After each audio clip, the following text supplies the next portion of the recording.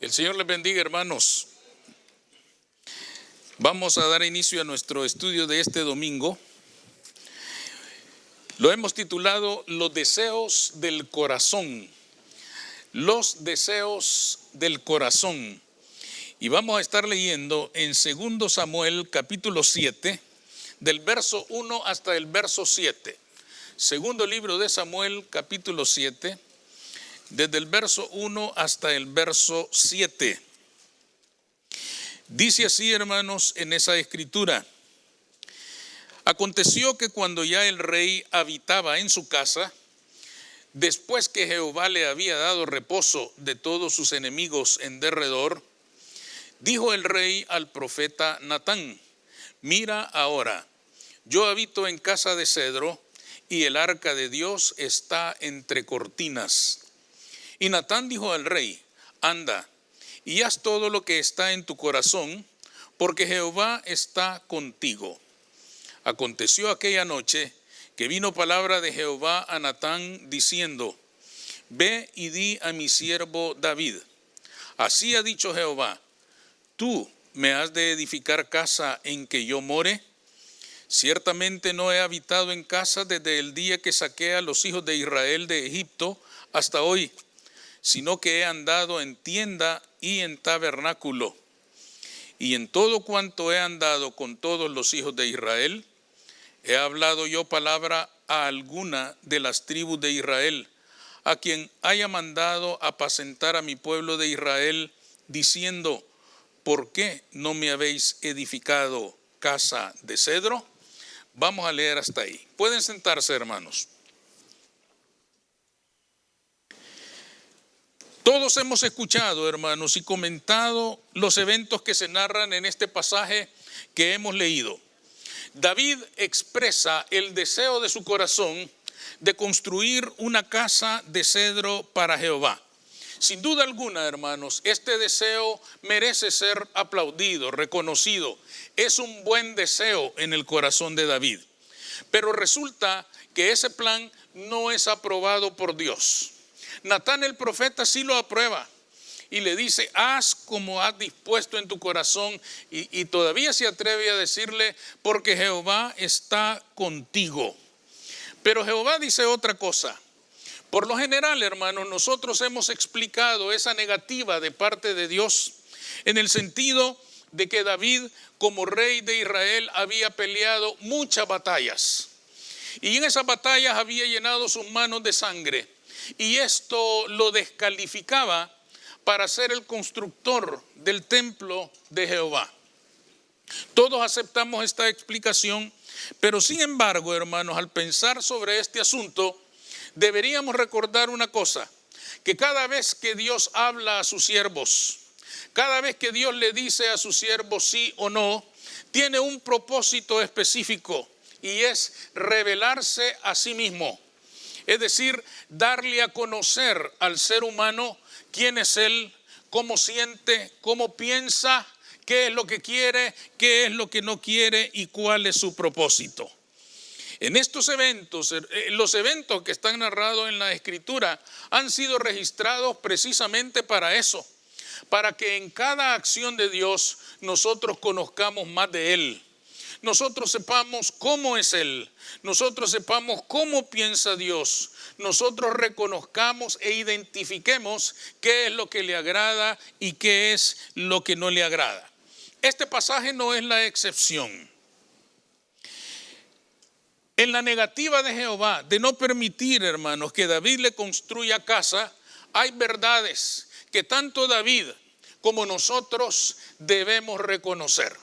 ¿Cuáles son esas verdades? En primer lugar, Dios no necesitaba de David. David necesita y necesitará siempre de Dios. Fíjense bien cómo comienza ese texto en el versículo 1. Dice que David vivía una época de paz, porque Jehová le había entregado a todos sus enemigos. Finalmente, hermanos, después de muchas guerras, había vencido a sus más fieros enemigos, entre ellos a los filisteos. Samuel escribe claramente, hermanos, en ese verso 1 que leímos, Jehová le había dado reposo de todos sus enemigos. Fíjense bien en esa palabra. No dice David había vencido a todos sus enemigos. No dice David había conquistado la paz. Dice Jehová le había dado. Él le había concedido aquella condición. Él le había dado reposo de todos sus enemigos. Estando en paz, los recursos del reino ya no se dedicaban a la guerra. Ahora se dedicaban a actividades productivas que iban generando progreso y mejor clase de vida en todo el reino de Israel. Todos sabemos, hermanos, que las guerras en cualquier tiempo y en cualquier época son empobrecedoras, porque jalan todos los recursos de una nación hacia ese conflicto, hacia el armamento, hacia la batalla, hacia la guerra en sí misma. Todo eso había terminado y ahora Israel gozaba de paz y de prosperidad. Precisamente, hermanos, en medio de esa paz y de esa prosperidad, el rey David mira su casa, se la había construido de cedro, que era una madera muy costosa y escasa. Esto nos sugiere, hermanos, que la casa de David era hermosa, era lujosa, era preciosa. Entonces David mismo, hermano, mira su casa y también mira el arca de Jehová en una tienda de campaña, entre cortinas, dice aquí. Y entonces el corazón de David dice, no es posible que yo estoy habitando en una casa de cedro y Jehová pobrecito, entre cortinas. Tengo que hacer algo por él. Tengo que engrandecer a Jehová. Y dice él entonces, quiero construirle a él también una casa de cedro como la mía. Imagínense qué tremendo esto. Quiero también que Jehová tenga una casa como la mía. Entonces, hermanos, el Señor le dice a Natán, ve con David y dile lo siguiente. Y las primeras palabras, hermanos, si ustedes se fijan, son terribles. Le manda a decir a David, dice el Señor, tú me has de edificar casa a mí, en que yo more. Fíjense bien en esa pregunta porque es terrible esa pregunta. Es una pregunta tremenda, hermanos. ¿Por qué decimos que es una pregunta tremenda? Porque Dios le está diciendo a David, ¿crees tú realmente que un ser humano tan vulnerable, tan débil, tan imperfecto, tan limitado, le va a construir casa al invencible, al fuerte, al todopoderoso, al Rey de reyes y Señor de señores? ¿Crees tú que vas a engrandecer al Dios que es grande por sí mismo con una casa que le vas a construir con tus manos? Dios le estaba diciendo a David, no te equivoques, yo no te necesito a ti. Tú me has necesitado siempre y yo he estado contigo. Amén. Le estaba diciendo, no pienses que tú me vas a hacer favores a mí. Yo te he hecho todos los favores en tu vida porque yo soy Jehová, el Dios de todos los dioses. Amén. ¿Por qué es importante este punto para nosotros? Porque debemos cuidarnos de que no nos engañen nuestras buenas intenciones para con Dios en nuestro corazón. A veces, hermanos, a nosotros también nos da por hacer algo por Dios. Nos sentimos bendecidos, reconocemos que Dios nos ha bendecido y de repente decimos, tengo que hacer algo por el Señor. Tengo que encontrar una manera de encontrar a ese Dios que me ha engrandecido. Llegamos a pensar entonces, hermanos, que Él tiene necesidad de nosotros. Es por esto, hermanos, con este pensamiento en nuestra mente nos equivocamos tanto. Y cuando tenemos dificultades, cuando de repente aparece una prueba, nos enojamos con el Señor. Y decimos, ya no voy a la iglesia. ¿Y por qué decimos ya no voy a la iglesia? Porque lo queremos castigar con nuestra ausencia. Queremos que siente el rigor de nuestra silla vacía en el culto del domingo. Queremos que venga Jehová y lamente que no hemos venido nosotros. Los grandes, los maravillosos, los excelentes, los santos y los perfectos. Pensamos entonces, hermanos, que Él tiene necesidad de nosotros. Todavía peor que eso, al siguiente domingo regresamos y le levantamos el castigo para que ya no sufra. Ya estamos aquí y levantamos manos santas y adoramos a Jehová en espíritu y en verdad. No nos damos cuenta, hermanos, de que Él es grande en sí mismo, de que nosotros no le podemos aumentar a la grandeza de Dios, hagamos lo que hagamos. Nosotros jamás, así como el Señor dice que nosotros no podemos aumentar un codo a nuestra estatura, así tampoco, hermanos, nosotros le podemos aumentar a la grandeza majestuosa del Rey de Reyes y Señor de Señores. Amén. No hay nada que nosotros podamos hacer que lo pueda hacer a Él más grande. Es un error nuestro. Nadie glorifica, hermanos, más al Señor que aquel que reconoce cada día: alejados de ti, nada somos. Eso es reconocer la grandeza de Dios. Eso es reconocer que Él es grande y nosotros no. Él es reconocer que Él lo puede todo y nosotros no. Es reconocer que Él es nuestra victoria. Él es nuestro estandarte. Él es el capitán de los ejércitos de Israel que nos guía hacia la victoria en el nombre y para la gloria de Cristo Jesús. Amén. Es reconocer nada más su grandeza. En segundo lugar, hermanos, David no engrandece a Dios. Dios había engrandecido a David. Natán le recuerda a David, hermanos, por encargo de Jehová. Fíjense en el verso 6. En el verso 6, el Señor le dice a Natán: dile a David, ciertamente no he habitado en casas desde el día en que saqué a los hijos de Israel de Egipto hasta hoy. Sin embargo, hermanos, el Señor está diciendo: aunque nunca he habitado en casa, saqué a Israel de la esclavitud. Derroté a Faraón y a sus ejércitos. Envié las plagas para su beneficio. Jehová nunca habitó en casa, pero nunca los abandonó en su caminar por el desierto. Dice la Escritura que su vestido no se dañó, ni su calzado se gastó. El maná caía cada día, hermanos, puntual, sin faltar un solo día. Los filisteos, dice la Escritura, arruinaban los pozos llenándolos de arena, y Jehová abría pozos nuevos para su pueblo. Nunca los abandonó y sin embargo no habitaba en casa. Todo eso lo hizo Jehová sin habitar en casa. Dios le estaba diciendo entonces a David, y nos dice a nosotros, hermanos, que Él no es un Dios que necesite de un gran palacio para ser Dios.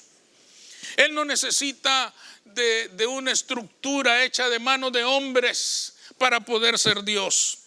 Jehová no era un Dios que dependía del hombre para ser engrandecido en la tierra.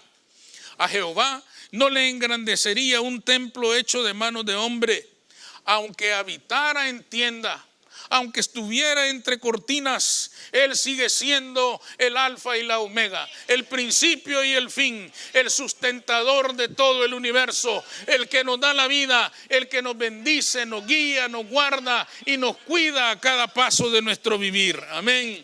David no engrandecería a Dios. Dios ya lo había engrandecido a él. David era rey. David era un rey exitoso. David era un rey que había traído paz y prosperidad a Israel porque Jehová lo había engrandecido. Amén. Y esto, hermanos, se le había confundido en el corazón a David. Nosotros, hermanos, no podemos hacer más grande a Dios. Nos equivocamos si pensamos que lo podemos engrandecer. Y esto hay que tomarlo muy en cuenta, porque hoy en día, hermanos, cuando predicamos el Evangelio, suplicamos a las personas que acepten a Cristo, que por favor le entreguen su vida a Cristo, como si le estuvieran haciendo un favor a Dios, cuando en realidad es Dios quien ya les hizo un favor al enviar a su Hijo para que su pecado fuera limpiado y tuvieran acceso a la salvación. Incluso, hermanos, hay personas que asisten regularmente a las iglesias, se gozan en el culto, escuchan los mensajes y dicen qué bonito, qué lindo, qué esto, qué lo otro, pero no entregan sus vidas al Señor. Quizá por esto, hermanos, cuando finalmente alguien acepta al Señor como su Señor y Salvador, termina creyendo que le ha hecho un favor al maestro. Yo creo que hay quienes dicen, voy a levantar la mano para que el Señor esté tranquilo. Voy a levantar la mano para que me dejen de insistir. Voy a levantar la mano para hacerle el favor. Piensa que ha engrandecido el nombre de Jesucristo, cuando en realidad el Señor es quien ha engrandecido su alma, trayéndole a la salvación.